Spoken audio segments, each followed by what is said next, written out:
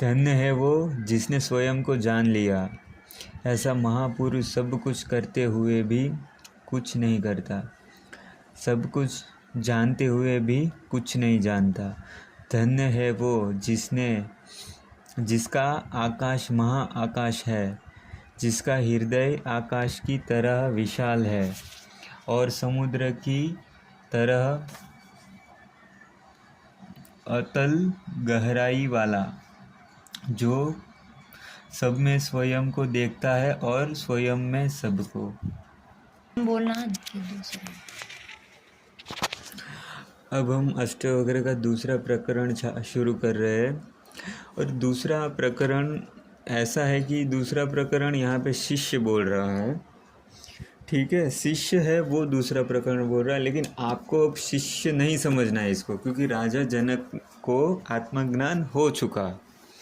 जैसे ही 2 या 3 ज़्यादा से ज़्यादा 5 लोग अष्टावक्र ने राजा जनक को कहे कि राजा जनक को वो अनुभूति आ चुकी है, वो इनलाइटन हो चुके हैं, ठीक है। और वो जब इनलाइटन हो चुके तो वो अपनी व्यथा कहते कि अब मुझे कैसा फील हो रहा है।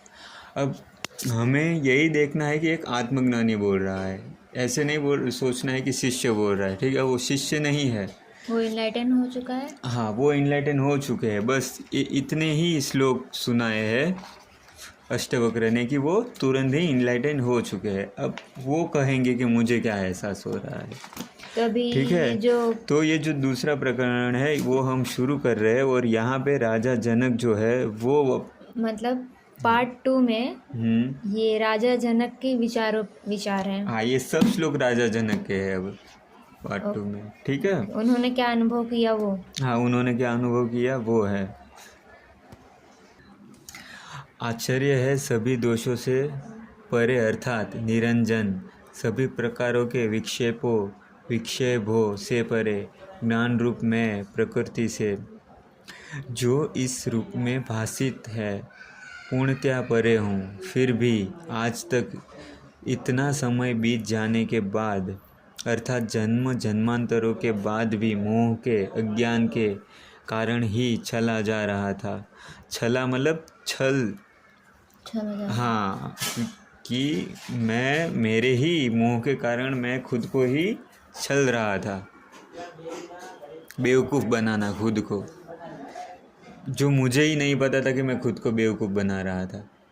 वो मोह के कारण, वो अज्ञान के कारण। जब राजा जनक को ज्ञान हो गया तो उनको पता चला कि ये तो मैं अज्ञान के कारण भटक रहा था। तब उनको ऐसी प्रतीति हुई कि मैं अज्ञान के कारण ही ठगा जा रहा था। जब ज्ञान हुआ, हाँ, जब इनलाइटन हो गए तो उनको ऐसा लगा कि मेरे अंदर ज्ञान की कमी थी और मैं अज्ञान के कारण ही ठगा जा रहा था, वो खुद के द्वारा। जब पता चला तो आँख खुली तो ये एहसास हुआ, ठीक है। और आगे क्या कहते हैं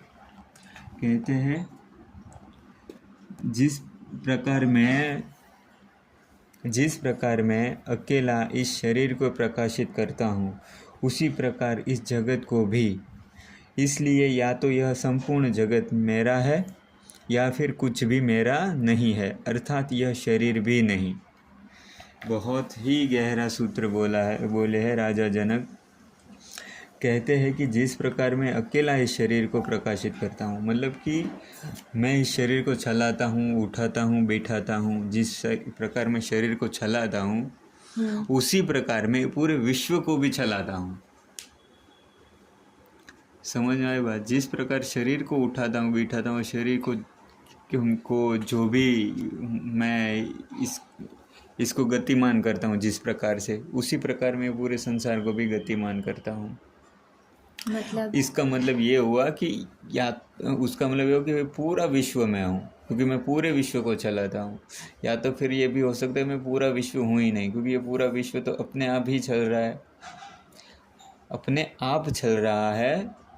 उसका मतलब कि मैं चला रहा हूँ, ये भी उनको एहसास हो रहा है, और ये भी एहसास हो रहा है कि मेरा इसमें कुछ भी नहीं है। विश्व से मेरा कोई लेना देना ही नहीं है, क्योंकि वो अपने आप ही चल रहा है। और वो फिर ऐसे भी एहसास हो रहा है कि पूरा विश्व मैं ही हूँ, लेकिन उनको ये एहसास नहीं हो रहा है कि ये मैं हूँ और ये मैं नहीं हूँ।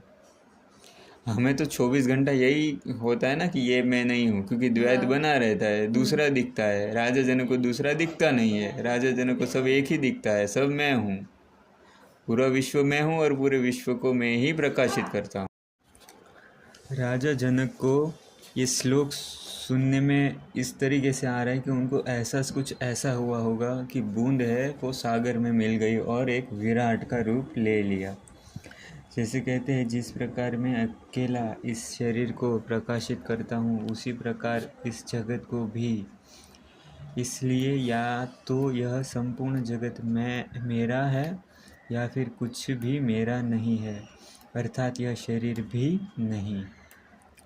क्योंकि जब जैसे कि बूंद सागर में मिल गई तो बूंद का अस्तित्व तो खो गया, तो बूंद को तो यही लगेगा ना कि मैं सागर नहीं हूँ, सागर की एक बूंद भी मैं नहीं हूँ, क्योंकि जो मैं बूंद थी वो तो मैं ख़त्म हो गई। तो ये मैं पूरा सागर हूँ ही नहीं। या तो फिर ये लगेगा बूंद को कि मैं पूरा सागर हूँ, क्योंकि वो सागर में मिक्स हो गई है ना, तो उसने सागर का रूप ले लिया। समझ रहे हो? तो राजा जनक को ये लग रहा है कि अब मैं पृथक नहीं हूँ किसी चीज़ से, अलग नहीं हूँ, अलग नहीं हूँ, क्योंकि मैं सागर हो गई हूँ, मैं एक हो गई हूँ। और मैं कुछ भी नहीं हूँ, तो क्योंकि मेरा जो एक बूंद का रूप था वो तो ख़त्म हो गया, मतलब मैं कुछ भी नहीं हूँ। या तो मैं पूरा सागर हूँ या तो मैं कुछ भी नहीं हूँ, लेकिन मैं पानी की बूंद या बुदबुदा या लहर नहीं हूँ, टुकड़ा नहीं हूँ मैं पानी का, मैं एक हूँ। समझ में आ रही बात? तो इस तरीके से राजा जनक जो है इस श्लोक में कहना चाहते हैं